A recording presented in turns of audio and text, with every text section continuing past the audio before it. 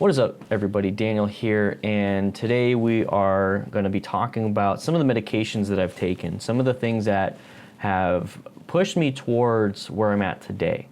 So a little bit of backstory, a little bit of back history is that for the longest time I had no idea what was going on. I had these struggles in my brain, literally fighting itself, wondering what's real, what's not in like a reality sense, but like questioning people's motives, questioning my own motives, questioning my thoughts. Why am I having these thoughts? Pretty analytical. And I always called myself an analytical brain, always trying to figure things out. So I'm very scientific when it comes to how I do things. So like I'll try something new, but I only try one thing new at a time to see how it affects me.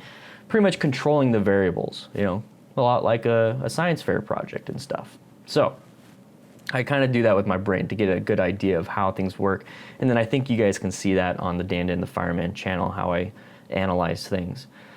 So that's kind of where I was at throughout my whole life. And then I moved to Tucson to become a firefighter here locally because of how stressful and how angry and how everything was feeling in Yuma with where I was at the time. And so I decided to move. And I was able to get on a fire department here, very good fire department, all these different things.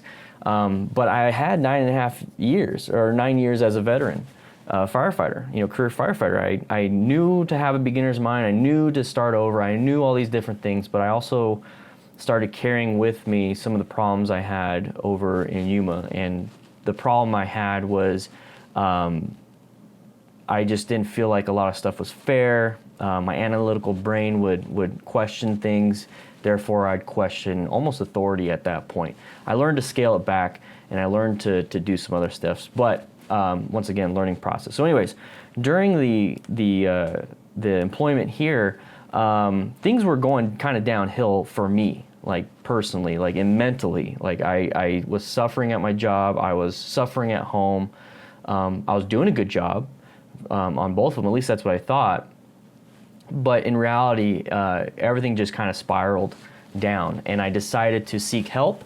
And where I was at, there's a very good chief at the time, or I don't know if he's still there, but a very good chief that focused on sleep and focused on the brain. And I talked to him. I asked for assistance. I asked for help. I actually reached out. It was very tough for me to do. I set myself up with a meeting with him. I went to his office off duty, all these different things, and he pointed me in the direction of a counselor, a therapist. And so while that was getting set up, I went to the doctor and I talked to her. I told her my issues, and she was very open, and she prescribed me based on my answers and how long this has happened, the family history that I have. She prescribed me Lexapro. So Lexapro and Xanax. So I started taking it. Within a day and a half of taking Lexapro, I had some really nasty side effects. Typically it was the nausea and everything, very bad nausea. You're supposed to eat it or take it with a meal, and I realized the first day that, yeah, you should. But still, I was having that, and then within the third or the second day, I started having really bad blurry vision, like really bad. Like I was like, oh my gosh, I'm losing my vision. So they switched me, okay? So they switched me to Prozac or fluoxetine, and started off with, I think, 10 milligrams, and then we slowly ramped it up to 40, and I stayed at 40. I talked about the medications before. I talked about the bad side effects, you know, the erectile dysfunction, all these different things. But I really want to point out the positive that I got from that. So the Xanax was, I was prescribed to do Xanax, you know, it was like 2 pills a day, and it was just way too much. I took half a pill one time, the first time, and I was like, oh, this is good, and then I took 1 pill just to see how it is, and I just got leveled out. So Xanax is no joke. It's a benzodiazepine. It basically metabolizes in your stomach, and then it goes through a nerve up to your brain, and then it hits you pretty quick. So that's why it's one of those fast-acting things. And it's really meant to kind of stop or slow down your brain. If you take too much, you can have issues with your diaphragm and brain. It's almost like a narcotic in that aspect. But you have to take a lot. But it can really knock you out if you take too much. Anyways, I would take about half in the morning and that would kind of set me up for the day. That would set me up. I would go for a walk, take half in the morning, and I'd feel good. On top of having the Prozac. So when I started taking the Prozac, it really cleared my brain. It was almost like an evangelical, or I don't even know if that's the word, but it's one of those things where it's just like, this is supposed to be real life. This is how I'm supposed to feel. This is what normal people feel. What the I was so taken aback.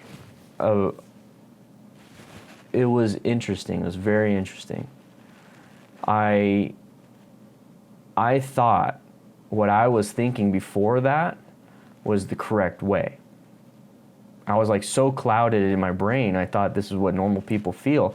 And then when I took the Prozac, the clouds went away, the fog went away, and everything was clear. I can think, I can be happy about something, I can be angry about something, but I have a normal response to it. It wasn't anger for 3-4 hours of arguments and stuff. Like, I would have a 3-hour argument. It was terrible. It would be like a 10-minute thing where I would voice my concern and then I would forget about it. Or not necessarily forget about it, but I wouldn't be angry. There was no anger emotion attached to it. So that was really interesting. And I was on that for roughly a year. And yeah, the erectile dysfunction was a big problem. It definitely was a big problem. It does affect, obviously, your marriage and your partnership and all that stuff in a negative way, because you do get that closeness, and then with that closeness you get a feeling of belonging and all these other things, oxytocin, all the analytical brain, all the chemical stuff that's associated with it, which can make you feel good. A lot like working out, like literally working out, it makes you feel good, which I need to get back into, and I'll talk a little bit more about that in a future podcast. So I was taking it, I've been on it for a year, and I still never jumped up in dose for Xanax. I just would take half of one every once in a while. And it was crazy. It's like the Xanax was the thing that they, like, I was able to get too much. Like, I still have too much, and I'm waiting for like a hazardous waste disposal day. They tend to have those in cities. You can give them your medications and they'll dispose of it. So you don't dump it down the sink and then contaminate water and all this other stuff. So you don't want to do that. Same thing with throwing it away. You want to actually dispose of it appropriately. So I started taking that, and then I wanted to get off because of the side effects. So I got off, and then I've been trying a different medication. I tried alcohol, obviously, self-medicate, and then I tried to self-medicate in different ways. And one of the best ways that I've found is CBD. Now, I'm seriously not diagnosing, I am not recommending, I am not doing nothing. Definitely talk to your doctor, definitely talk to your anybody. Do not get off medications unless your doctor says it's okay. I went through a process with my doctor to get off, okay? But CBD, reputable company that creates CBD, and I have some right here, but I'm not gonna show you because I'm not gonna recommend anything. But it's helped me. I used to have to I still take caffeine. I still drink plenty of energy drinks right here. And I would have to drink caffeine consistently for me to stay enough energized to pretty much keep up with my brain. Like there's a part of my brain, like the part of the brain that is constantly talking and coming up with problems that need solutions, which don't need solutions, by the way. And I got so much to talk about. But my brain is coming up with problems, and then my conscious brain, like the part that I'm thinking, like I have control of the thought, is trying to solve the problem.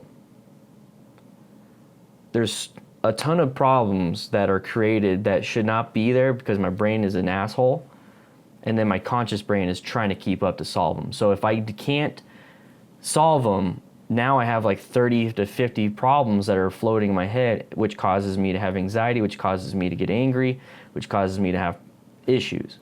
So I'll take caffeine to keep the conscious portion of my brain tip top, and so I can fight every problem when they show up. And it doesn't work. It doesn't work. But that was my self-medication when it came to that. When it came to Prozac, and I'm not comparing the two, okay? Prozac has different properties than CBD. But when I was on Prozac, I was able to slow down the problem making in my brain so that my normal consciousness without caffeine could handle it, okay? With CBD, and I'm still figuring out the dosage, that's the problem that we're having here, is that I still have 50 problems being brought up a day in my brain, but the CBD not necessarily increases my output of thinking to solve those problems. What it's doing is it's allowing me to filter the problems. I hope that makes sense. So if I have a problem, like right now, like this morning was, I had a check, and my wife messaged me. I was about to leave to go out the door to walk my dog. She messaged me about a check, and I'm like, oh crap. Like I received one in the mail. I was like, oh crap, where is it? I just lost money. I can't find it, blah, blah, blah. And I haven't even looked yet. I'm like, what the, oh my gosh, like a big, deep feeling just hit me. I came up here, I was like, babe, I can't find it. And she's like, well, it's probably next to the nightstand, next to the bed where we left it. And I went over there, and it was there, boom, solved. If I haven't taken the CBD yet, so if I took the CBD, it would be, here's the problem. I wouldn't have that feeling. I'd be like, okay, let's figure it out. The problem is still there. I mean, it's still kind of like, ooh, like I still have to kind of figure it out, but it wasn't like a massive, oh God, what the, like that's how I feel in my brain. I'm like, fuck, like that. That's how I feel. If you're watching on YouTube, you'll figure that out. You could probably hear it in my voice, but that's how I'd feel. But I didn't feel that with CBD. It was like a calming effect to where I could think, not a Xanax effect where it's calming where I can't think. I literally, like if I took a full dose of Xanax at night to sleep because I can't stop thinking, the next morning I'm hungover. CBD, no. I'm not like I said, I'm not recommending it. There's other things I'm self-medicating with to figure out, and I'm finding out that as much as it's fun and cool, it's not helping. So we got to probably scale that down. I'll talk more about that later. Everything I'm doing is legal. Everything I have is legal, so don't worry about that. But it was very interesting. It was very interesting how I feel with different medications, and with my brain, how analytical it is and how I can kind of figure some stuff out. It's like I feel like I'm in the perfect position with how I think to move along. And once again, that's how I feel now. Maybe in a year, it's like what I'm talking about now is kind of dumb, but that's the point of this video journal or this podcast, is that this is literally for me. It's a documentation of how I feel, how I'm doing. And I can look back at it as a year. If you notice in the YouTube description, I put date filmed, and then I have my date. It's literally the date. Like it's a journal. I got my diary. But CBD, it's been working out pretty well for me. And it's something that's still in process. I'm still figuring out.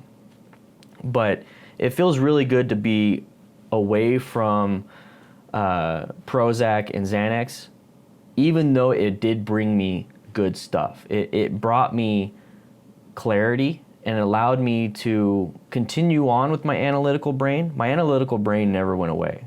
How I feel never really went away. It just, I can use it in a different way, in a positive way. So it allowed me to do that, and then go through therapy, go and listen and do audiobooks and figure out and understand why, while having this clear mind, while not damaging my family, while not damaging my work.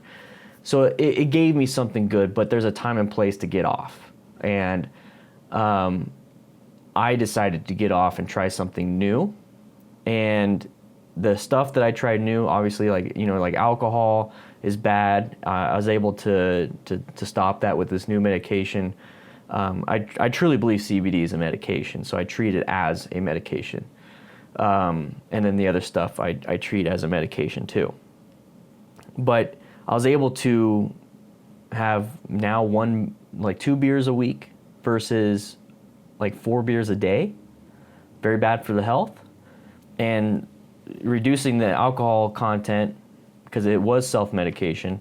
It wasn't for fun, and I enjoyed it. It started getting a little addicting. I I was able to reduce a negative medication. So now I'm going to try the CBD and this other medication, and I'm starting to find out, obviously, a little too much is not good. But it really does offer something interesting, how our brains work, how different things function, how different medications affect it.